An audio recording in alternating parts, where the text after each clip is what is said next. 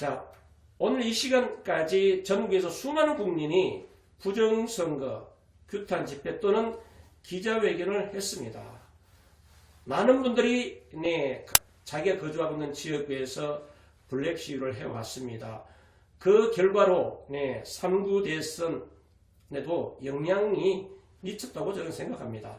감시 활동도 지난 4.15 총선보다 더 조직적이고 좀 더 경험에 의해서 우리가 활동한 바에 의해서 우리가 3구 대선도 부정선거임에도 불구하고 좌우지간 결과는 보수 진영이 승리로 돌아갔습니다. 그리고 우리 수많은 우리 국민들이 깨어있는 의식 속에서 우리가 투쟁한 산물로 저는 얼마 전 노정희 선거관리위원장 퇴임을 가져오는 그러한 결과도 우리 국민들이 해냈다. 정치권이 아니라 실제적으로 유권자인 당사자인 국민이 노정희 전 선거관리위원장을 해임시켰다, 파면시켰다 해도 과언이 아니라고 생각합니다. 근본적으로 부정선거를 자행하는 이 좌파 세력을 청산하지 않고는 여전히 아직까지 지금의 야당인 국민의힘 당대표와 그리고 최고위원들이 공수법 개정에는 미온적입니다. 그리고 국민의힘 수뇌부가 스스로 부정선거가 없었다는 것을 넘어서 부정선거를 주장하는 세력과 단절해야 한다라고 지금 주장하고 있고, 그 피해자, 첫 번째 피해자가 저는 민경욱 의원이라고 생각하고, 또 한 분의 피해자가 황교안 전 총리 당대표 선거에서도 피해자라고 저는 생각하고, 오히려 지금 황교안 전 총리를 정신 이상자로 폄훼하는 지금 제1야당, 앞으로 이제 불과 며칠 있으면 집권 여당이 되겠지만, 이런 부분들을 우리가 잠재울 수 있는 방법은 우리 국민들이 이제 정말 단결해서 이 부정선거를 원천 방지할 수 있는 입법 활동이 국민이 이 부정선거 부정선거 방지를 위해서 여러 가지 제도 개선을 할 수 있는 방법이 있으면 그 방법을 좀 알려주시고요. 또 지금 최근에 노정희 선관위원장 사태 이후에 또 그보다 더한 또 노태학 대법관의 또 선거관리위원장으로 또 임명되는 이런 일련의 사태를 지켜보면은 우리가 그동안 투쟁해왔던 규탄대회, 기자회견 수많은 투쟁을 해왔지만은 근본적으로 제도 개선을 하지 않으면 관련법을 고치고 보완하지 않으면 근본적인 부정선거는 막을 수 없다. 집권 여당에 의해서 조작될 수밖에 없다는 것을 우리가 경험했습니다. 그래서 지금 중앙선거관리원장과 대법관이 겸직할 수 없도록 이게 입법 조치가 이어져야 된다고 저는 생각하는데, 이 부분에 대해서 좀 설명 좀 해주시고, 또 부정선거와 관련해서 제1야당을 향해서 또 한 말씀 해주시면 좋겠습니다. 세 가지 질문.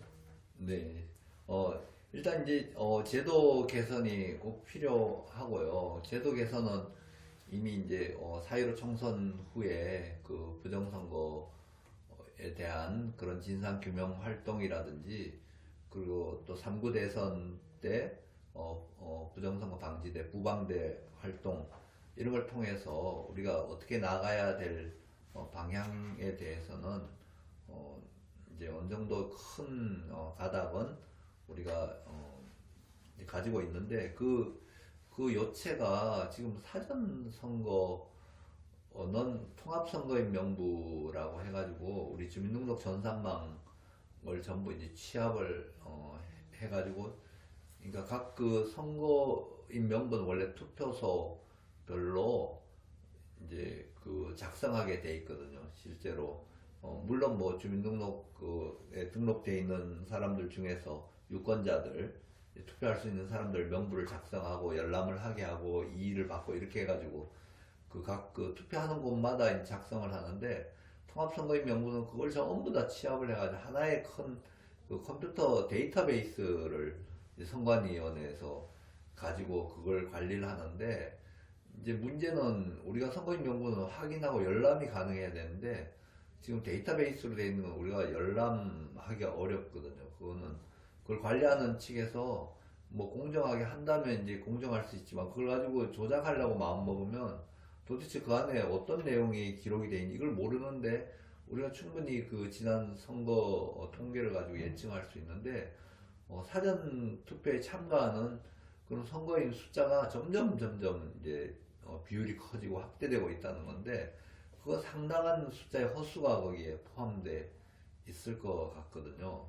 제가 지난 그 파주에 그 검증기일에 갔더니 이제 선거인 명부를 열람을 할 기회가 있었는데 거기 보니까 그 뭐 한 주소지에 그냥 44명을 등록을 해놓고 선거인으로 유권자로 그래서 왜 이리 여기는 사람이 많으냐 물었더니 행불자들 뭐 이런 사람들을 거기다가 거기에 이제 행정기관에를 주소로 해가지고 등록을 한다고 이렇게 답변을 하더라고. 태연하게 그렇게 답변하는데 그 자체가 사실 주민등록법 위반으로 볼 수가 있거든요. 그런 선거인이 살지도 않는 곳에다가 선거인을 등록을 하고 또 그 명부 자체가 일련 번호가 그냥 중간에 쑥쑥 빠져 있고 그래서 이거는 또 그 편집이 새로 돼 있는데 도장도 안 찍혀 있고 우리 선관위원장이 도장을 찍어가지고 편집을 하게 돼 있는데 도장도 안 찍혀 있고 그 상태가 또 완전히 새로 만들어진 것 같은 이런 선거인 명부거든요. 그러니까 이게 통합선거인 명부는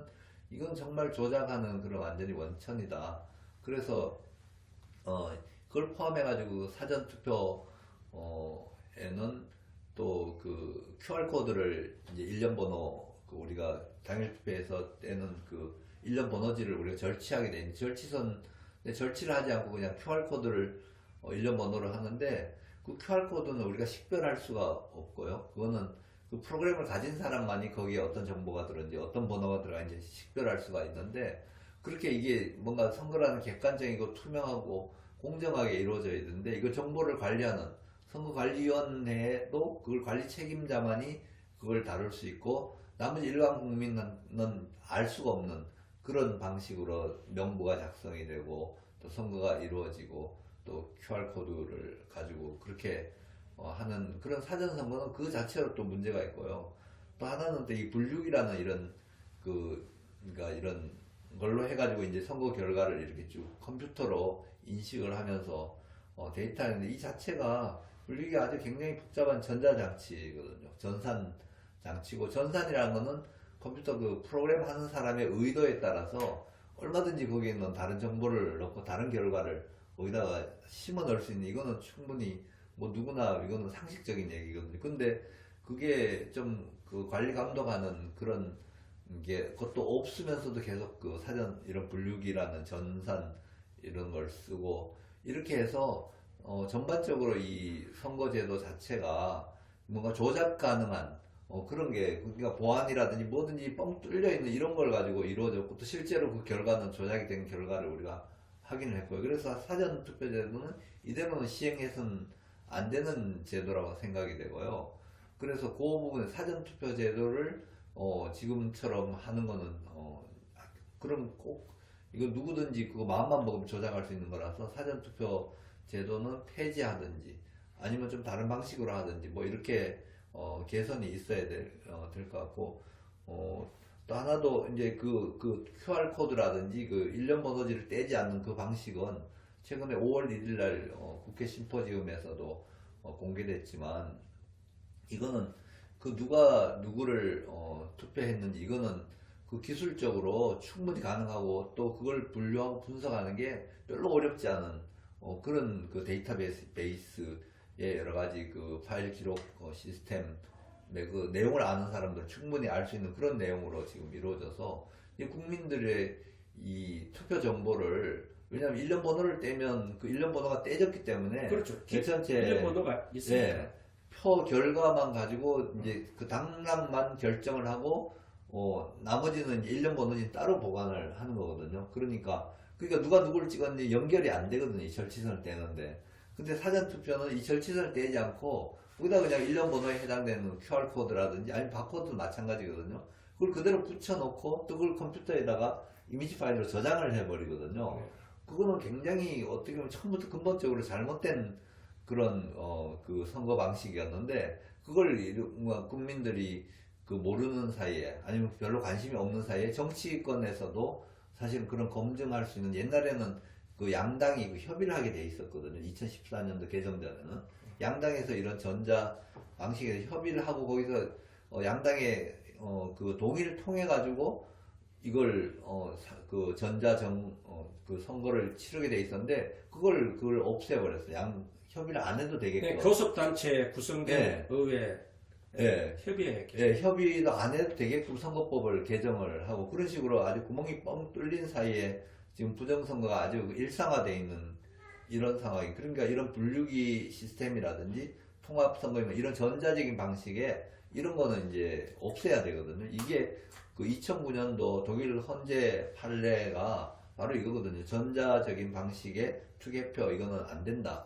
이거는 평등권을 침해하는 거다. 왜냐면 한쪽은 정보를 가지고 있는 사람은 알 수 있지만 정보를 가지지 않는 일반 국민들은 모른다. 모르거든요. 모르고 이건 평등 위반이다. 그래서 뭐 그 결과가 조작된 거 이런 거 따지지 않고 그거는 앞으로 하지 말기로 그렇게 이제 헌재에서 판결을 낸 적이 있고 그래서 사전 투표는 현재는 그걸 하지 않아야 되고 또 투표지 그 절취선 떼가지고 보관하는 이거 방식을 투표지를 똑같이 사전 투표 당일 투표 똑같이 해야 되고 또 그리고 이렇게 국민들의 이제 그 눈이 미칠 수 있도록 뭐 지금 현재 투표함 보관하는데 뭐 CC 카메라 설치한다 그러지만 이렇게 사각을 만들어 가지고 저 뒤쪽에 투표함은 보이지도 않더라고. 이번에도 우리 인천 남동의 그 지역 그 협의 당협 위원장이 직접 이제 그걸 CCTV 영상 자료를 받아가지고 분석을 해봤거든요. 해봤는데 막 이만큼 우편 봉투를 막 계속 막 밤중에도 막 집어넣고 엄청난 양을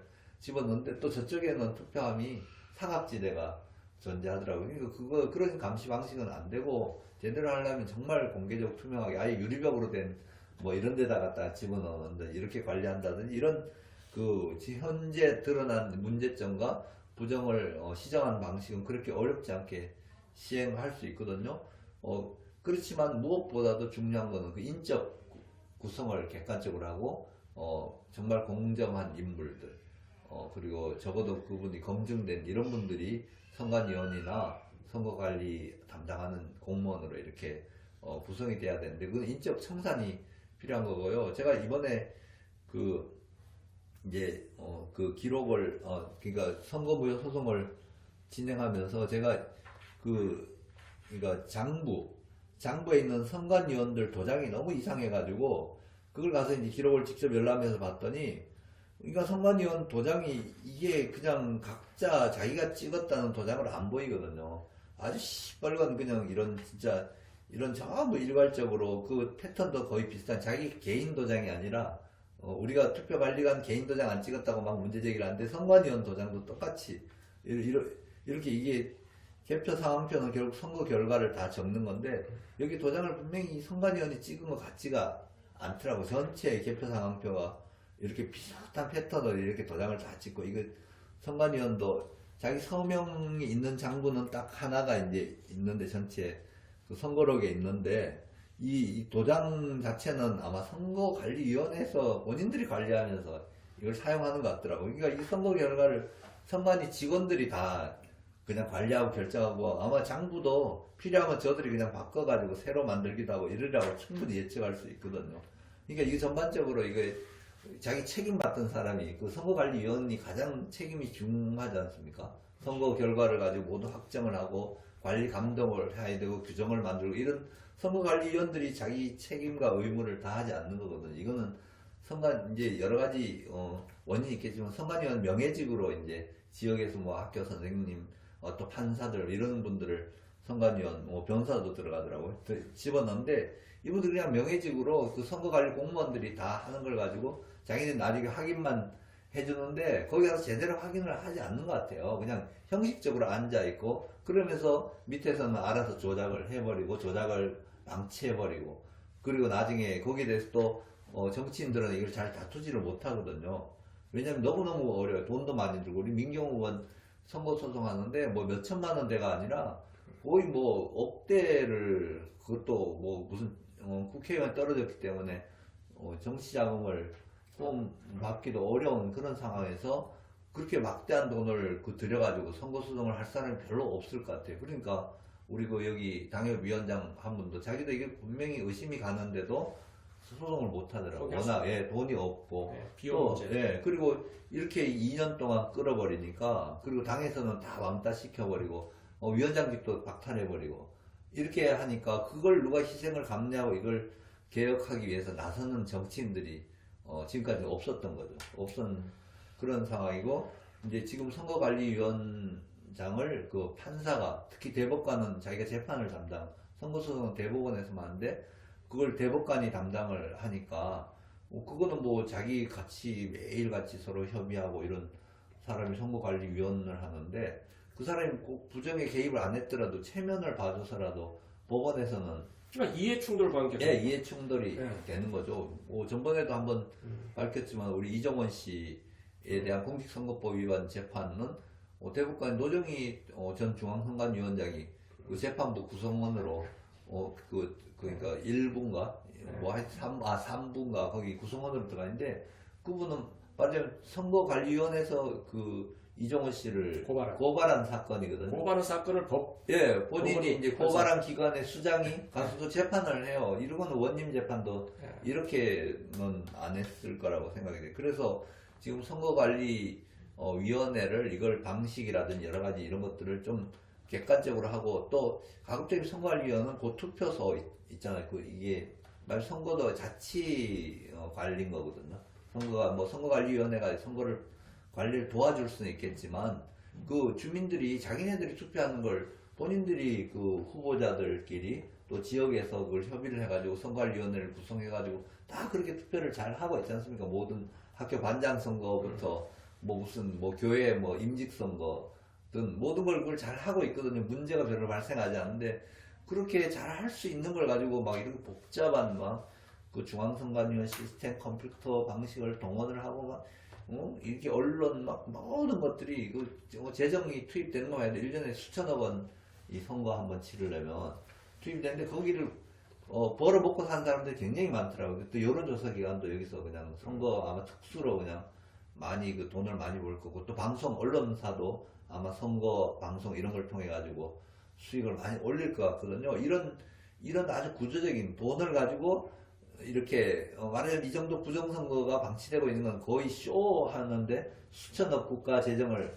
들이고 거기에 관여된 사람들은 어느 정도 이렇게 이게 쇼라는 걸 좀 인식을 하면서도 그냥 이런 게 드러나도 다 입당으로 버리는 이게 지금 대한민국의 현 선거를 둘러싼 이런 시스템인 것 같거든요. 요거는 꼭 개혁을 해야 되는데 지금 선거 소송을 하면 이게 당사자가 후보자라든지 정당이라든지 이렇게 되니까 법원에서 다른 사람 시민들이 국민들이 제기한 소송은 별로 심도 있게 심리도 안 하고 어떤 게 각하라든지 기각이라든지 이렇게 그냥 끝내버리고 시간만 끌어버리고 이렇게 하거든요. 이제 그런 여러 가지 관행이라 제도라든지 바뀌어야 되는데 특히 사전투표 제도는 반드시 이거는 폐지가 돼야 돼요.